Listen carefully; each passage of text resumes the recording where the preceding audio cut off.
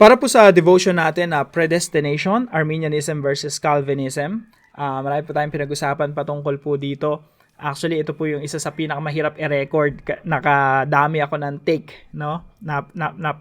Medyo marami-rami ang beses kong inulit-ulit yung devotion na ito, yung recording. Kasi ang daming pumapasok sa isip ko, sumasabog yung isip ko kasi ang habang debate na to, ang dami ko nang alam patungkol dito kasi sa seminary days ko pa lang usapan na to.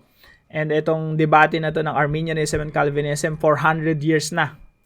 Now, gusto ko lang magbigay ng konting background sa Arminianism and Calvinism. Light lang.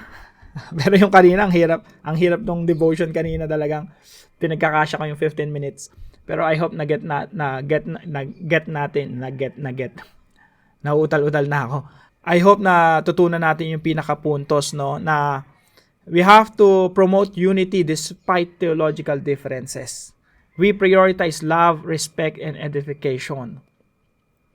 So, ang priority po natin ay pagmamahalan sa body of Christ. Now, nung unang panahon po sa Netherlands, yung Netherlands, hindi pa siya Dutch Republic.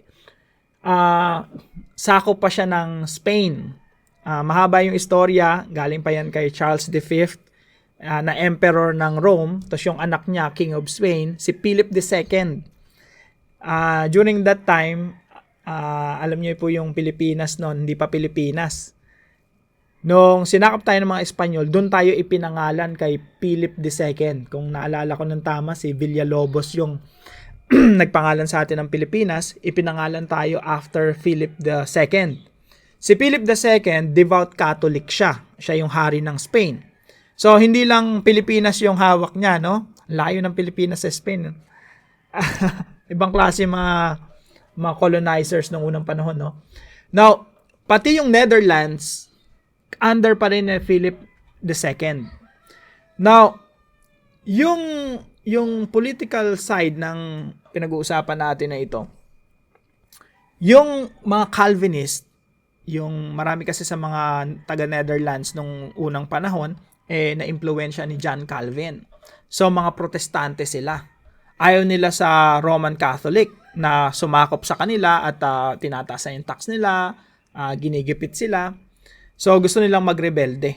At nagrebelde nga yung kumbaga, nagdeklara sila ng independence, itong mga Calvinist doon sa Netherlands. Now, ito namang mga Arminians, mga sila tolerant. Gusto nila ng peace, gusto nila ng kapayapaan.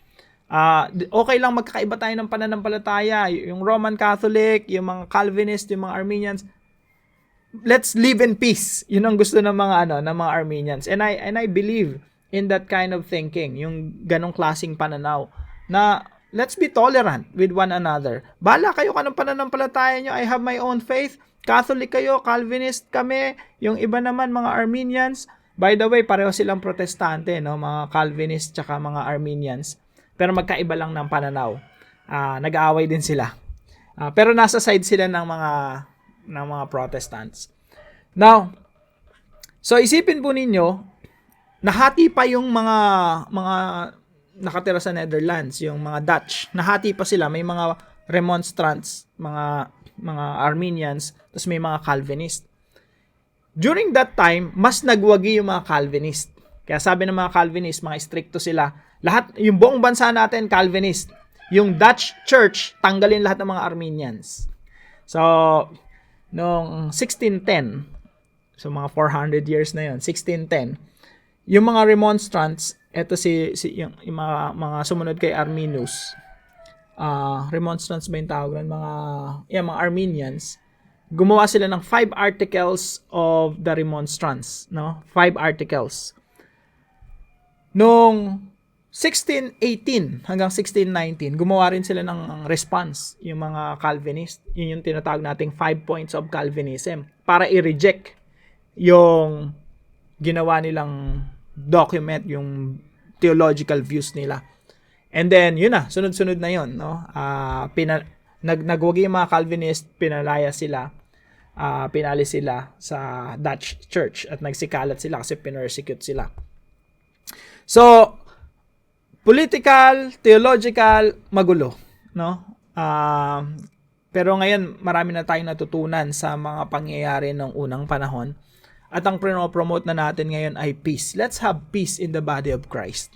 Na kahit anong mga views natin sa mga maliliit na mga doktrina, magmahalan pa rin tayo, no? Mag-ibigan tayo, magsama pa rin tayo sa isang church kahit magkaiba tayo ng pananaw. Kahit magkaiba tayo ng mga views sa end times, merong pre-meal, a-meal, post-meal, merong pre-trib, mid-trib, pre-wrath, post-trib, no? Iba't ibang mga views. Okay yan, healthy yan. Basta na-prioritize yung love and respect, honoring sa Diyos yun. Kung magkaiba tayo ng views, pinag-uusapan natin yan sa church yan in a friendly way. Ako po, bilang nagpapastor sa church namin, yun ang prino-promote ko. Magkakaiba tayo ng views, that's fine. Pero we promote peace, unity. Pinopromote natin yung gospel. Pinopromote natin yung mga central doctrine sa Bible. Hindi natin pwedeng i-compromise yung gospel. Kaya nga, isa sa puntos natin dito ay protect the church from false gospels. False gospel na, ine-entertain mo pa, parang hinahayaan mo lang sa church. Mali naman po yun. We have to protect the true gospel, yung salvation by grace through faith in Christ Jesus. Yung mga essential doctrines, pinoprotektahan natin yan. Pero pag mga minor doctrines na, sino bang pumili? Ako ba pumili sa Diyos? Pinili ba ako ng Diyos? Ano ba yung foreknowledge? Ano ba yung predestination? Makukonsider natin yan na, kumbaga, non-essential. Hindi yan nakakaapekto sa ating kaligtasan kung ano man yung views natin patungkol dyan. So, we have to promote unity despite theological differences. And I hope yung mga churches po natin maging healthy. Na kahit na magkakaiba yung mga views natin, magkaiba yung mga pananaw natin sa mga minor doctrines, united pa rin tayo sa ating Panginoong Hesukristo. Kasi po, isang paalala sa bawat isa, pinagbuklod tayo ng dugo ni Kristo. Hindi po tayo dapat paghiwalayin ng mga maliliit na doktrina.